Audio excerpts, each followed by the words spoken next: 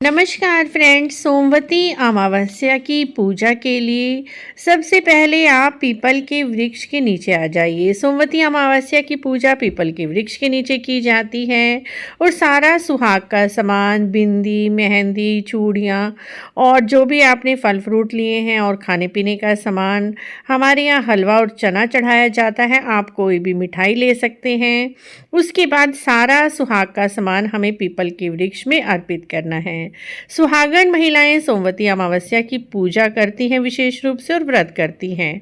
उसके बाद पीपल के वृक्ष में हम माता लक्ष्मी जी का आह्वान करते हुए पीपल के वृक्ष को आपने रोली से, चंदन से, सिंदूर से टिक्कियाँ लगानी हैं। आप जितनी चाहें 108, 7, 9 जितनी चाहें उतनी ही टिक्कियाँ लगा दीजिए। उसके बाद हम सारा सुहाग का सामान जो भी लेकर आए हैं वो सब अर्पित कर दीजिए। जैसे मेहंदी थोड़ी सी लगा दीजिए, चूड़ियाँ लगा दीजिए और साथ में बिंदी एक लगा दीजिए। इस तरह से सुहाग का सामान हमें पीपल के वृक्ष में अर्पित करना है। उसके बाद पीपल के वृक्ष को इस दिन सींचना है।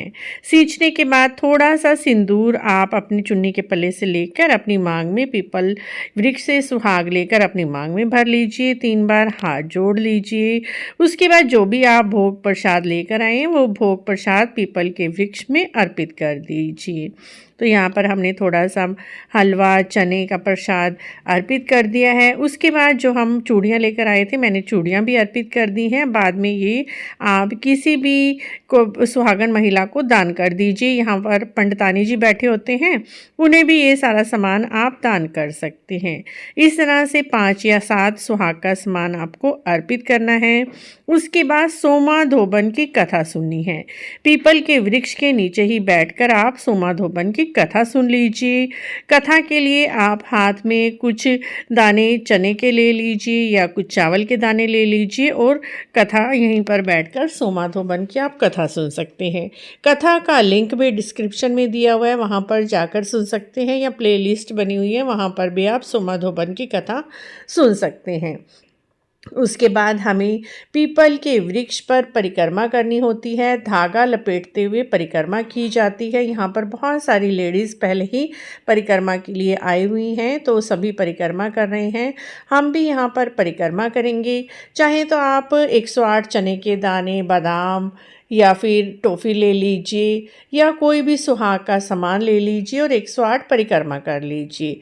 108 परिक्रमा नहीं कर सकते हैं तो कम से कम 11, 21 या फिर 7 परिक्रमा तो आप अवश्य ही करें।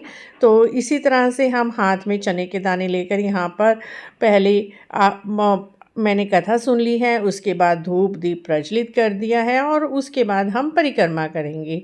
चाहे आप दीपक बाद में भी जला सकते हैं, पहले भी जला सकते हैं, जैसे भी आपकी इच्छा है उसी तरह से जला लीजिए।